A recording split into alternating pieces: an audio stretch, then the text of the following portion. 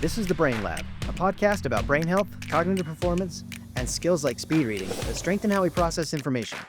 And in each episode, we'll translate neuroscience into practical insights that you can use.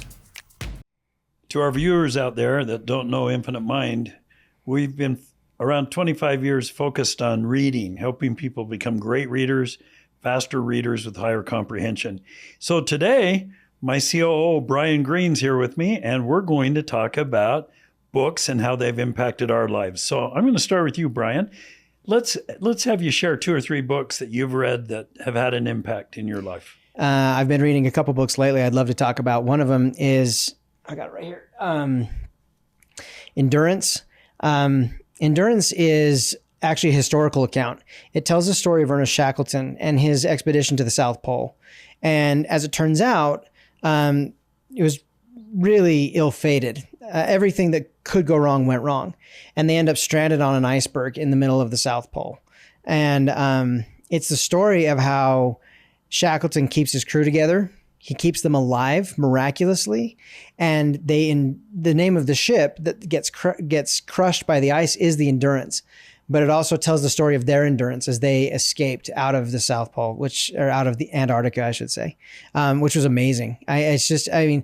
Talk about a page turner. But you come away obviously entertained, but also you learn a lot of leadership principles about positivity, about endurance, about grit, and about resourcefulness and, doing what you can with what you have. And they did some amazing things in that story, and I just love it. It's a great book.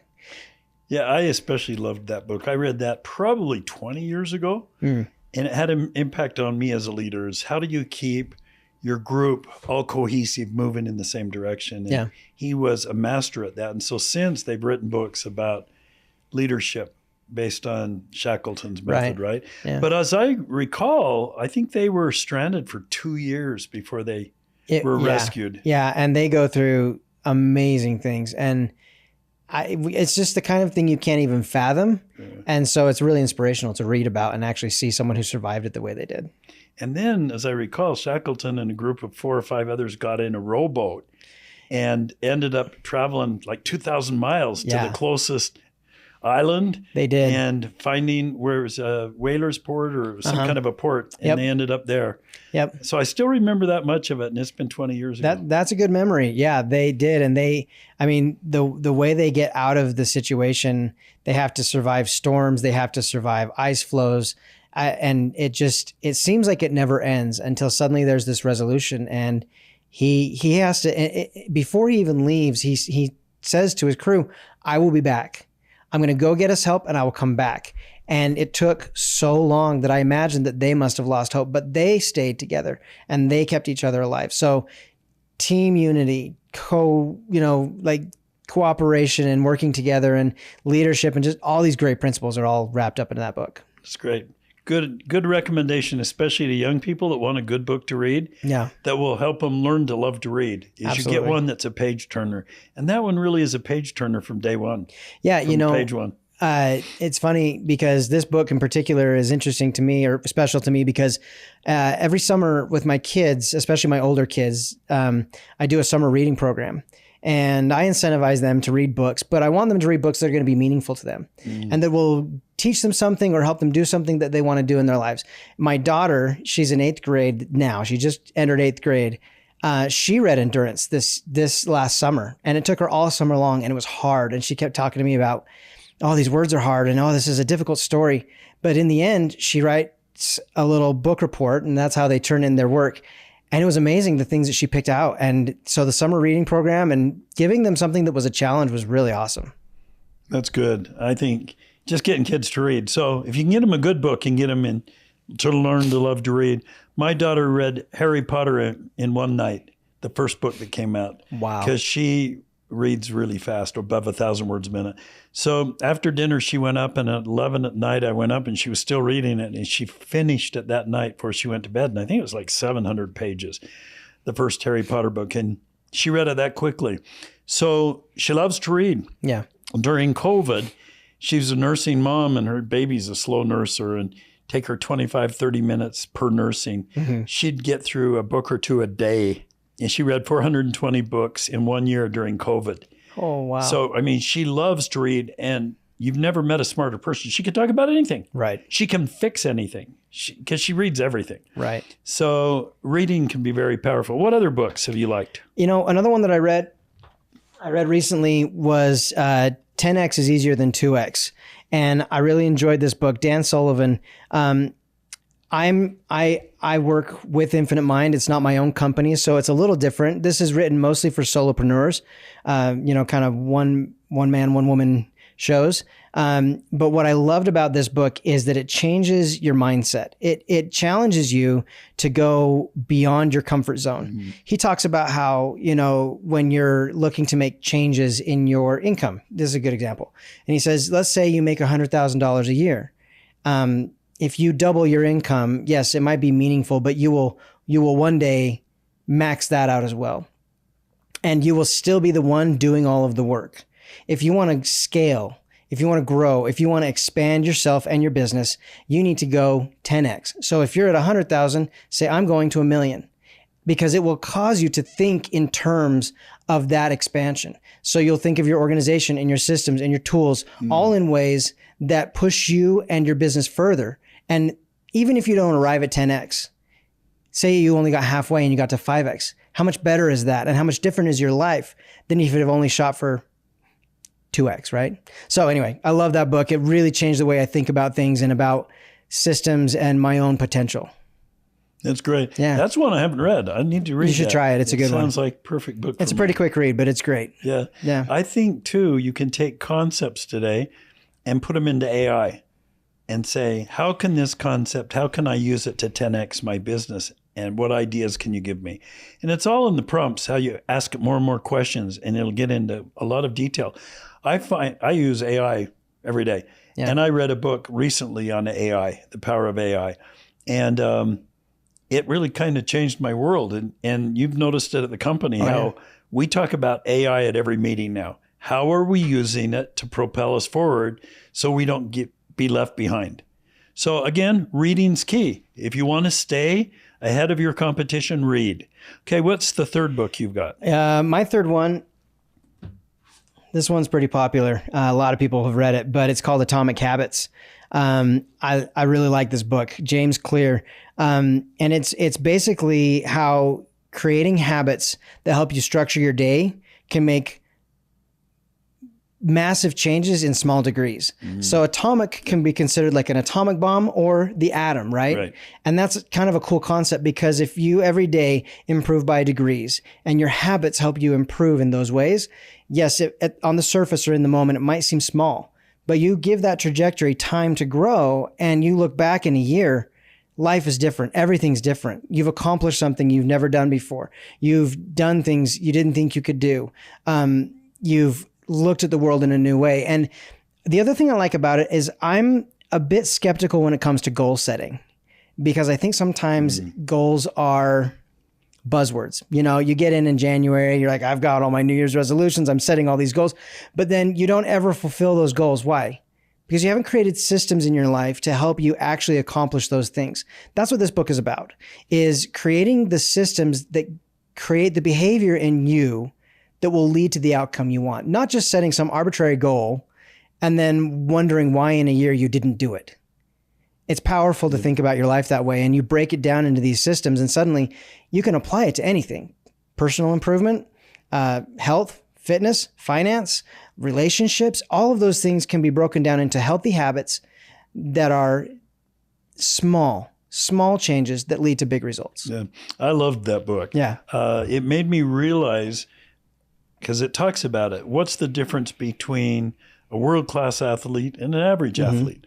It's little degrees. Right. This one works out 10 minutes a day longer or whatever. He talks about it. Small things make a big difference over time. So I love that book. Let me share. Yeah, tell me about yours. The three I brought that I wanted to talk about this is one my dad had me read when I was a kid. Love that book. It's called The Richest Man in Babylon. I later found it in pamphlet form.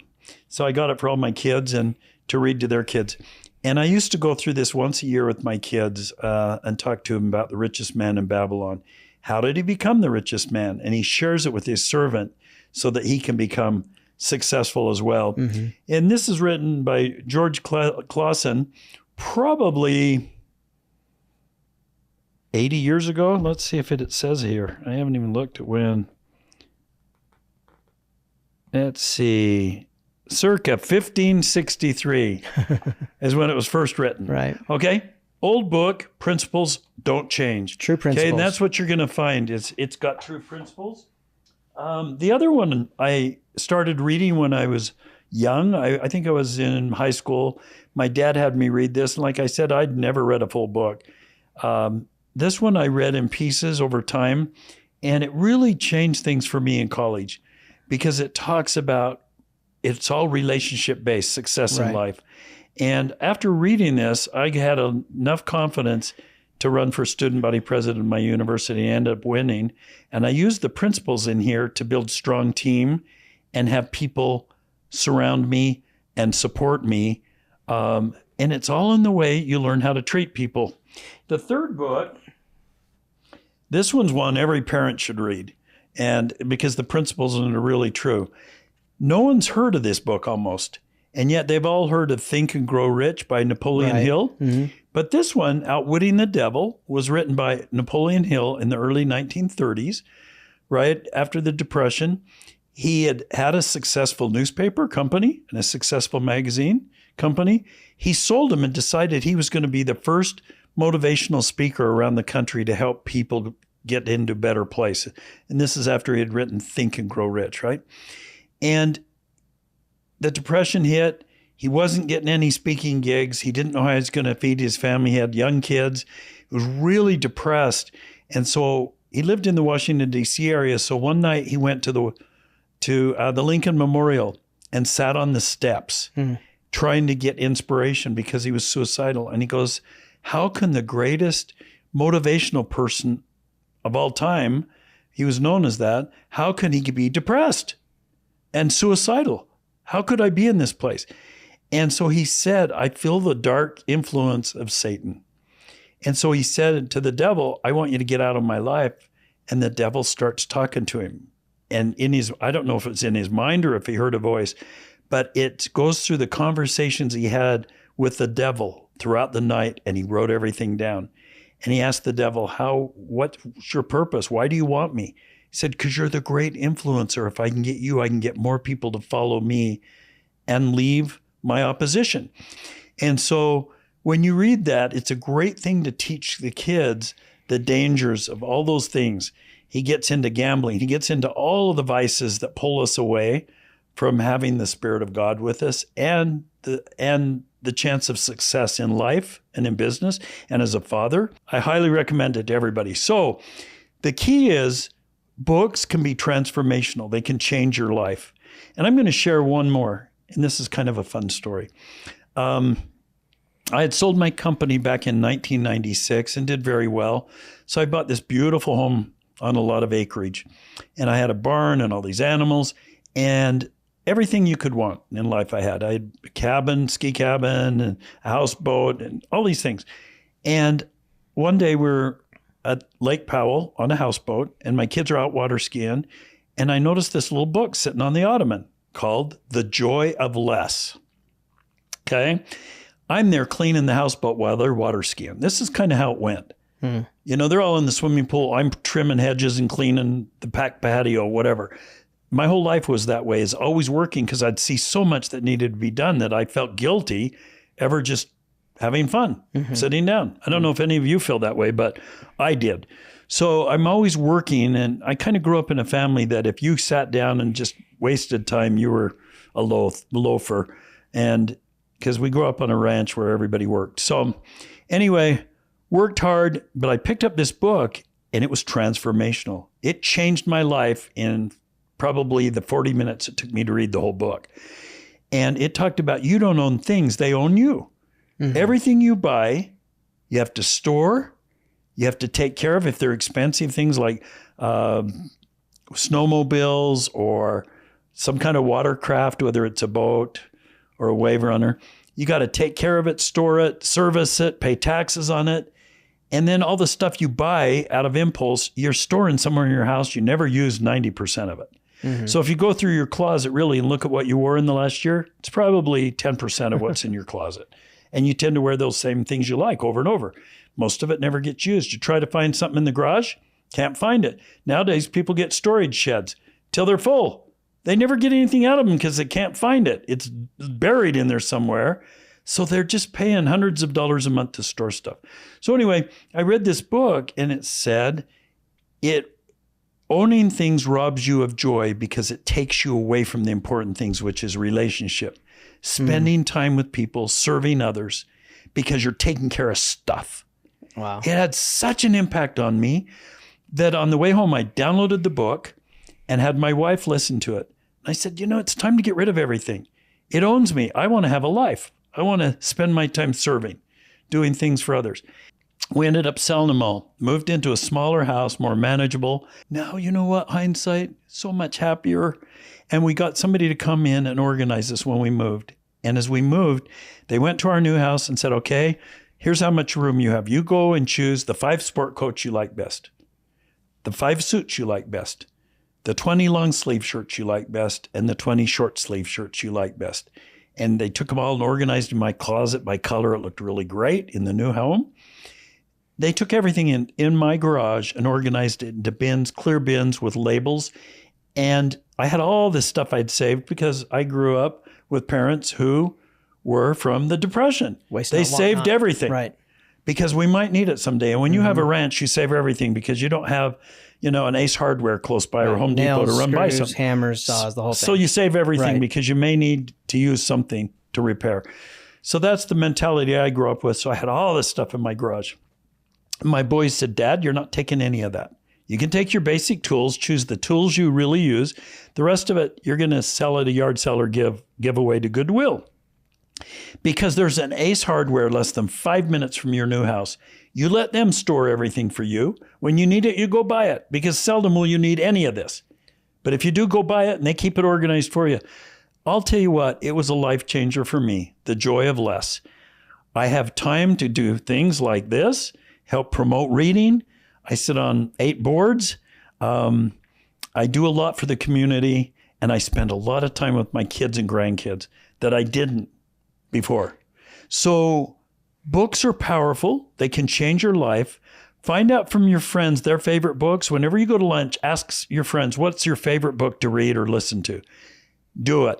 Now, the advantage of reading over listening, for me, is listening. You could put it on speed of 1.25 or 1.5. You get it at 2.0, it's pretty fast. Most people can't follow what it's saying. But the problem with that is you have to listen to it all to find the nuggets. When you're a fast reader, you're going through and finding out what you're interested in really fast. Things you're interested in, outline right in the front of the cover of the book.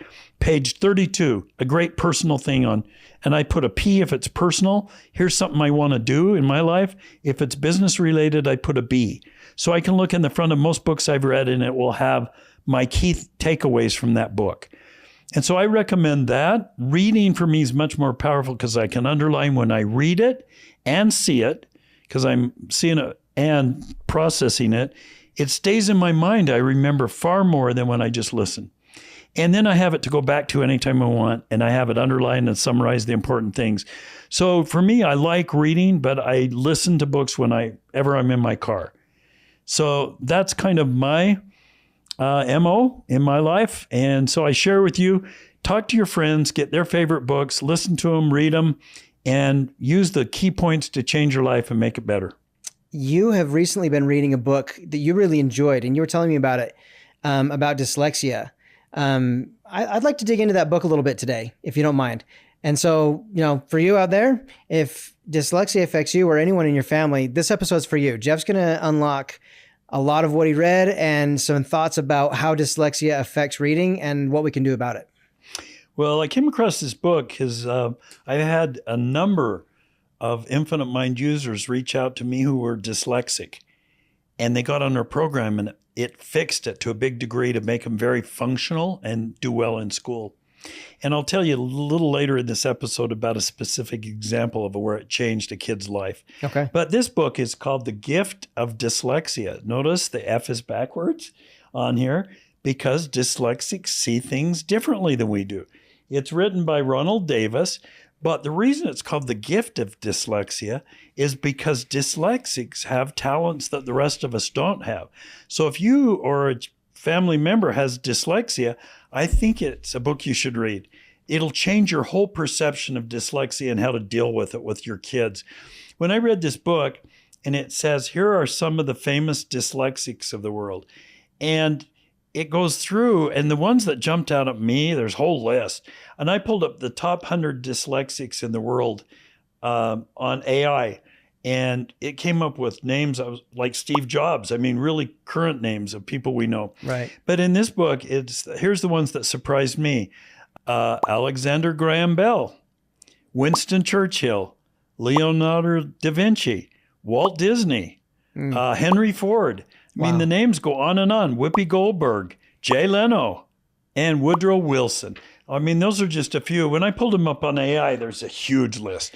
So when you look at it, why are these hugely gifted people, especially Albert Einstein? Here they're famous worldwide for their accomplishments, and they were dyslexic. So when you read this book, you find out dyslexia can be either a curse or a blessing. It's all in how you handle it. And as a parent, how you deal with that child to make them feel confident that they've got extra gifts, not that they're disabled or they're below par. We don't want the kids to feel that way. Read this book and it'll help you give kids confidence that are fighting dyslexia. I think that's powerful because dyslexia is fairly common as a thing that people deal with. And it's always accompanied with this knowledge of, well, school must be hard for you. Oh, you must not read well. Oh, you must not be able to do this. I mean, we frame it in a way of disability. And this book frames it in a positive light. And I love that because the way we speak to our children will help them decide who they are. And if we tell them, you've got this problem and you're going to have to spend the rest of your life dealing with this problem, then all they know about themselves is that they are a problem, versus you're dyslexic and this gives you certain special gifts. We just need to teach you how to harness those gifts. That's going to change the way a child views themselves. And especially in those younger years, we talk a lot about reading and brain performance, but especially in those younger years where kids are learning in school, dyslexia can be very embarrassing because if you're asked to read out loud in class and you can't, it's very embarrassing. If you don't feel yourself excelling in reading the way the rest of the class is, you can feel a lack of confidence for yourself. So I think it's important to talk about what it is, how it happens in the brain, and then what can we do about it? What does the book recommend, and what do we have to do with that? Right. Well, actually, a dyslexic person is using their brain differently. Things that normally process on the right side are processing on the left and vice versa. So everything's kind of opposite. So for them, certain things are very, very difficult. Numbers are particularly difficult because they can't picture them as an image. And so they get numbers mixed up. And what I find is you read this book and as you talk to people who are dyslexic, there's a spectrum, just like with autism. There's a spectrum. Everybody's different on that spectrum. Some people have problem with numbers. Others have problems with words. Me, personally, I get numbers mixed up. Somebody gives me a phone number. If I don't write it down, I'll usually get two of the digits mixed up. So it's something I've had to deal with. And I didn't realize I had a little bit of dyslexia in me. Wow, okay. The other thing you find is words. They can picture words where there's an image. But where there's not an image, words like the, it, little connecting words, they don't get. So they can read things kind of opposite meaning, like a does and a doesn't. They would get those mixed up. And so they don't know if it's a positive or negative what they're reading. So dyslexia is a challenge for kids reading. But what we've found is a lot of kids that have used Infinite Mind, it's substantially helped them in reading. We don't have any scientific studies on it for our company, but I just have actual letters from people or experiences of people who have come to me who it's helped. Yeah, we've actually had a tutoring center that specializes in dyslexia in Australia use our product for years because that combined with the regular tutoring that they would do really brought students along in ways that they couldn't otherwise tend to get them to perform. Yeah, that's great. Can I share the one story of the young man? Yeah. Okay, I belong to an organization in Utah that's all CEOs of tech companies. And they have an annual meeting where they give awards in the tech industry. And they called me and said, are you coming to this year's annual meeting? I go, yeah, I'll be there. And they said, great, we'll see you there. They called me the day before. Oh. I get there. I did not buy a table because it was like $2,500 or something to buy a table. I just didn't see the need. So I just went, and they had open tables for those that didn't sponsor a table. Okay. So I sat at an open table. So I'm sitting there and I'm talking to some young man next to me. He's probably in his early 30s. And as we were talking, he said, what do you do? And I said, I have a company called Infinite Mind. And he goes, oh, you're the one getting the award today. And I go, what? He says, it's on the program. And I looked, and on the program, I got the top award as Entrepreneur of the Year. CEO of the Year was the title. Got it. I got the CEO of the Year in the tech industry. I was shocked. And this kid goes, how did I get to sit by you? And I said, well, I didn't sponsor a table. And he goes, I know, but you're the president of Infinite Mind. That changed my life. I said, really? Tell me about it. He said, my dad saw your product on the infomercial and bought it for me, hoping it would help me because I was struggling to school. I was like a C&D student. Mm-hmm. And he got me to do it every day. And I didn't realize how dyslexic I was.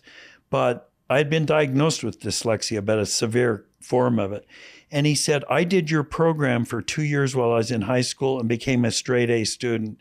And he said, I graduated from University of Utah with a degree in accounting, and went on and got my CPA. And now I work for Price Waterhouse Coopers, and I'm here in downtown Salt Lake. Here is a CPA, and it's all because of your program. So we know it's helped some people. It's certainly worth a try. It's free in the App Store under Infinite Mind Brain Exercises. So everyone who has a kid that struggles with reading or dyslexia should absolutely get their kids on it and see how much it can help them. What do you do with a kid that's got all the energy in the world, can't sit still in class, can't sit still at home? It's called ADHD. We're going to talk about it today. Jeff, you told me once that you have ADHD. And knowing you, I can understand why you might say that. But tell me a little bit more about how you kind of came to that realization. Well, I didn't really know I had it till I found out I had a son with ADHD. Okay. And I took him to a friend who's a psychologist, and he interviewed him and spent time with him. And he said, your son has ADHD. And I said, really? He says, yeah, he gets it from you. Now, this friend of mine was a roommate in college and a student body officer with me. And I said, you think I have ADHD? He goes, over the top? I go, really? Why do you say that? He says, we're in a conversation and you'll totally change the subject. You're off looking at some squirrel. That's what he said. You're very easily distracted. Your mind goes 100 miles an hour. You jump from thing to thing. I didn't realize I had it. Now, most entrepreneurs actually, 70% of them have ADHD, a form of it. Yeah. And there's different levels of it as well. But here's what he said. Take your son home tonight and give him a full Coke, not diet, the one with sugar. Have him drink it right before bedtime. And if he goes right to sleep, he's got ADHD because it counteracts people with ADHD. Usually it doesn't keep them from sleeping. It helps them calm down. Okay. And I didn't realize that. So that's what he had us do. And we found out our son did have it. What do you do about it? You just learn how to harness it and how to use it. So tell me about that, because I mean, ADHD students are classically the unruly kids in school. They get a bad rap. Teachers, it's so prevalent now that it's impossible to avoid. But for a long time, teachers would try to avoid the students with ADHD. And so how do you harness this, and how do you approach that with a kid that may be struggling with being hyper and active all the time? Well, I think the best thing is, from experience I've learned, the kids that are that way, end up becoming the most successful. And if you talk to most successful entrepreneurs, they had trouble in school. They weren't the straight A students. They were B or C students. They're disruptive in class. They're always poking their neighbor, distracted, doing things that were disruptive, right? But they turn out to be highly successful. They need to learn how to harness that energy and stay focused. If they get it's something they're very interested in, they can have a hyper focus. Hyper focus, right? And that's how I was in school. Put off until last minute, having to get a paper done. Once I'd start at night, I'd hammer out that paper in 3 or 4 hours and do a great job because I'm 100% focused when I had to be. Once I learned to focus. But my oldest son, we were just on a trip and he goes, Dad, sometimes I think you should be on meds because of your ADHD. I go, really? He goes, yeah, do you know how many times you change the subject when somebody's talking to you? And I go, but it's not something I wanted to get on meds for. Mm-hmm. And I think it's up to each individual. Some people probably need to be on medication for it. But I think awareness is really key. Start being aware so that you don't change the subject. You don't cut people off. It's something you have to become aware of and have people point out so you learn to control it. It becomes a bit of a discipline. It's a discipline. Right. But it's a very big advantage if you're an entrepreneur because you're very forward thinking. You're really creative. You're visionary. You're not generally good at doing things consistently and following through. You're off here on another thing. So you want to have really good, disciplined people under you if you're an entrepreneur with ADHD. But the cool thing about that is entrepreneurs generally pick passion projects. You're an entrepreneur because you came up with your own idea and you're about to execute on it. You're going to take it to the world. So that hyper focus around a passion becomes your superpower. You can go and go and go while everybody else is running out of gas because you have a passion. You're driven. I think the key is, and I think about this sometimes, okay, so there are definitely entrepreneurs who succeed and we hear lots of great stories about them, but there are a lot, and I probably the majority of kids who struggle with ADHD that don't go on to succeed. And I think that's because they're not equipped to know how to harness. We've talked about harnessing. They're not equipped with that. Academics are hard when you're put into a very rigid environment that has a set protocol for how you should do things. And it was built for people who don't have ADHD. And reading is high on that list because it takes discipline to learn letters, then combine them into words, and then turn those words into, a book or an article that you're reading and have that be meaningful to you because it's more entertaining to be thinking about a bunch of other things. And with ADHD, your mind can think really quickly and it can grasp a lot of concepts, not only simultaneously, but just a broad volume of concepts. And so to narrow that focus down in reading is hard.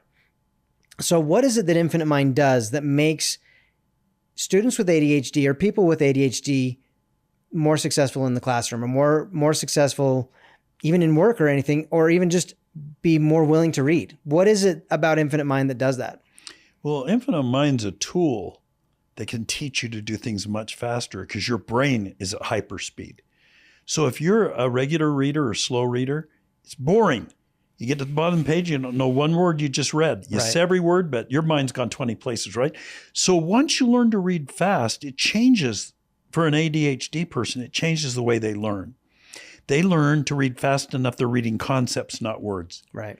And it keeps their attention. It keeps them focused. That's what took me from a non-reader, never even reading a full book, to reading one a week, is reading fast so I can get through it quickly.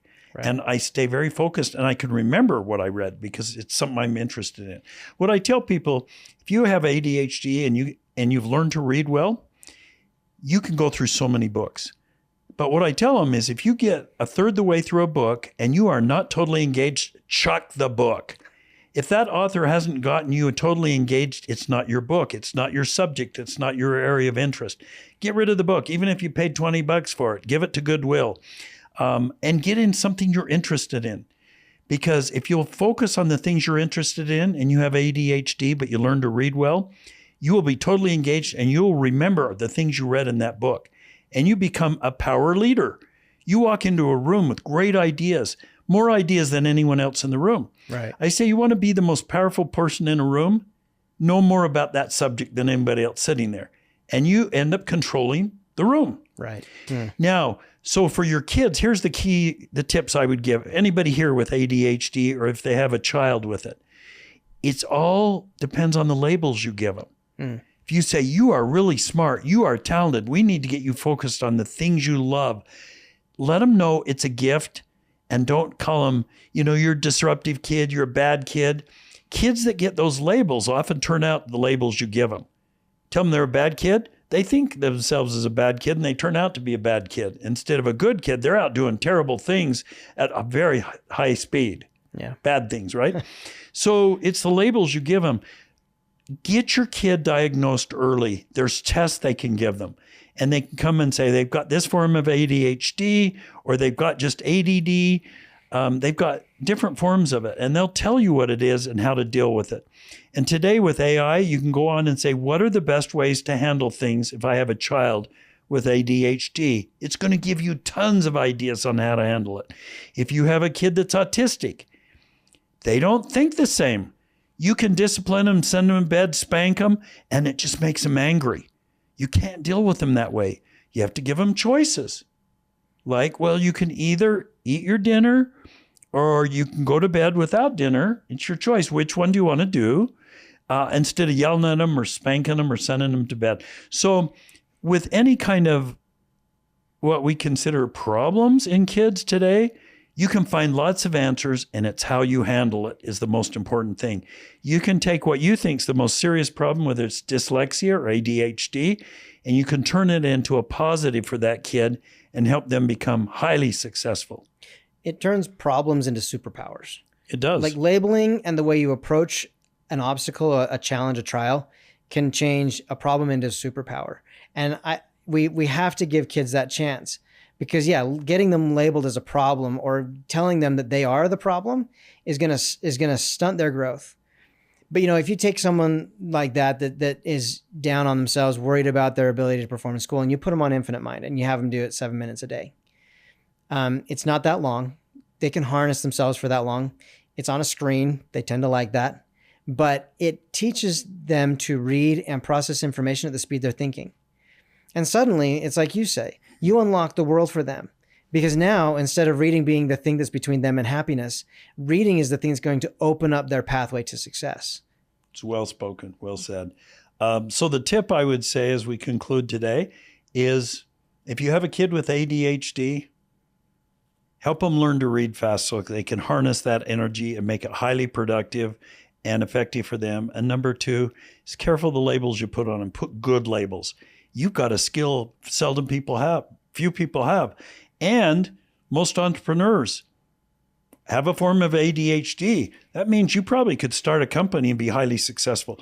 So find the things that will help motivate your kids with what you think is a disability and make it a superpower for them. Great. Well, thank you for your time. Appreciate it. Thanks for listening to the Brain Lab. If you're interested in putting today's science into practice, you can explore more at Infinite Mind. Until next time, keep training your brain.